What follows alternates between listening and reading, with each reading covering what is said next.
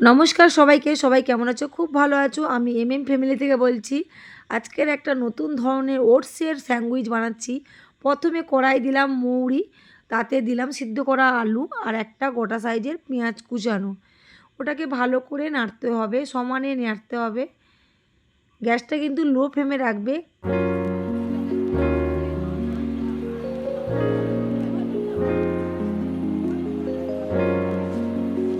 এইবার একটা ছোট্ট মতন টমেটোকে দিয়ে দিলাম। দিয়ে সুন্দর করে নাড়তে থাকো। এত সুন্দর একটা গন্ধ বেরিয়েছে। এবার ওটসটাকে ধুয়ে রেখেছিলাম। ওটস ধুলে একদমই ঘেঁটে যায়। ঘেঁটে যাওয়ার জন্যই আমি একটু ধুয়েছিলাম। ধুয়ে এবার ওটাকে কড়াই দিয়ে দিলাম।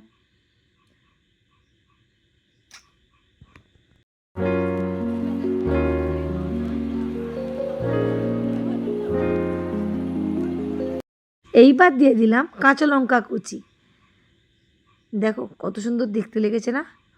বাচ্চারা কিন্তু টিফিনের জন্যে খুবই ভালো জিনিস। এবার নুন দিয়ে দিলাম আর দিয়ে দিলাম হলুদ, সামান্য লঙ্কার গুঁড়ো, 1 চিমটে লঙ্কার গুঁড়ো। যে তোমরা দিলে দিতে পারো, না দিলেও কোনো ব্যাপার না। এবার সমানে ওটাকে নাড়তে থাকতে হবে।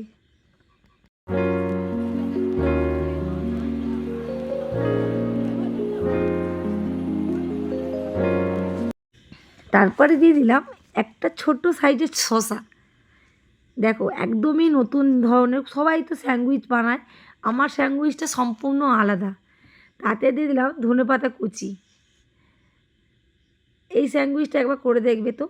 এতে দিয়ে দিলাম অল্প পরিমাণে ঘি, যেহেতু ওটস আছে একটু ঘি দিলাম যাতে খেতে একটু বাচ্চাদের তো খুবই সুন্দর লাগে আর টেস্টি টেস্টি লাগে, তার জন্যে অল্প পরিমাণে ঘি দিয়ে দিলাম। এইবার জিনিসগুলোকে ভালো করে নাড়াচাড়া করো।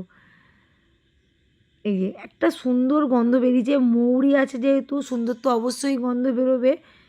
দেখো এবার নামিয়ে নিচ্ছি। গ্যাসটা কিন্তু লো ফ্লেমে রাখবে, নাহলে কিন্তু নিচে লেগে যেতে পারে।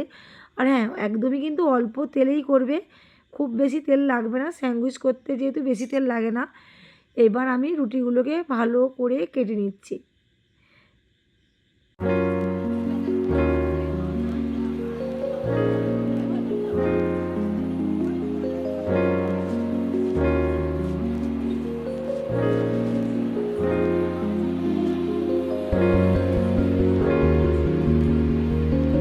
দেখো কতগুলো রুটি আমার কাটা হয়ে গেল।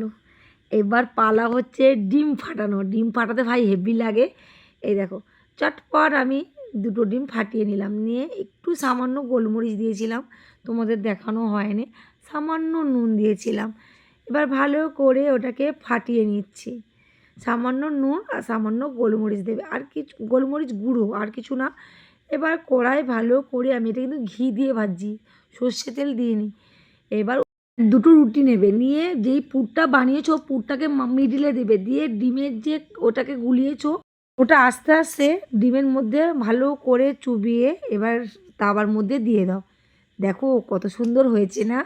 আর হ্যাঁ, তোমরা কে কোথা থেকে দেখছো অবশ্যই আমাকে কমেন্ট করো, আর লাইক করো, সাবস্ক্রাইব করো, আর প্রচুর প্রচুর শেয়ার করো। কার কার খেতে ইচ্ছে করছে অবশ্যই কমেন্ট করো। আমার স্যান্ডউইচ বানানো হয়ে গেছে, ওটস দিয়ে স্যান্ডউইচ। বাচ্চারা কিন্তু সাধারণত ওটস খেতে চায় না, ভুলিয়ে ভালিয়ে খাওয়াতে হয়, নাহলে দুধ দিয়ে খাওয়াতে হয়। কিন্তু আর কিন্তু স্যান্ডউইচ খেতে বাচ্চারা খুবই ভালোবাসে। একবার আমার এই পদ্ধতিটা ট্রাই করো, অবশ্যই খেতে সুন্দর লাগবে। বাচ্চারা কয়েকটা খেয়ে নেবে, বুঝতেই পারবে না। এমনি ওটসের যদি কিছু বানিয়ে দাও বাচ্চারা হট করে কিন্তু খেতে চায় না, কিন্তু এই রকম পদ্ধতি বানালে অবশ্যই অবশ্যই ভালো লাগবে। এই দেখো আমি এগুলোকে চেপে চেপে ভাজছি, একদম যেহেতু ঘরোয়া পদ্ধতির মতন বানাচ্ছি তার জন্য তোমাদের দেখালাম। মাত্র 2টো ডিমে এত সুন্দর স্যান্ডউইচ হচ্ছে, ভাবা যায় বলো? দেখো এবার যেইগুলো আরও আছে পরকে পর দিয়ে দিচ্ছি, একসাথে বানিয়ে তোমাদের সামনে আসছি।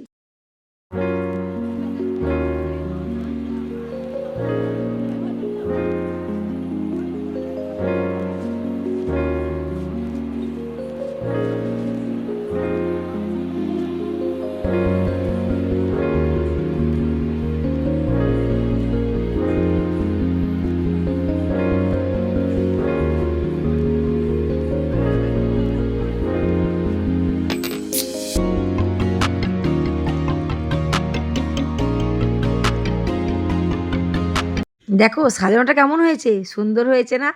আর কার, কার খেতে ইচ্ছা করছে অবশ্যই কমেন্ট করো। ওটসের স্যান্ডউইচ। এই দেখো, একদম কেউ ধরতেই পারবে না এটা ওটস ভিতরে দেয়া আছে। আর কেমন লাগছে অবশ্যই আমাকে কমেন্ট করো। আর কে, কে খাবে অবশ্যই আমাকে বলো। আর কালকে নতুন, নতুন কিছু রেসিপি নিয়ে তোমাদের সামনে আবার আমি হাজির হয়ে যাব। নমস্কার।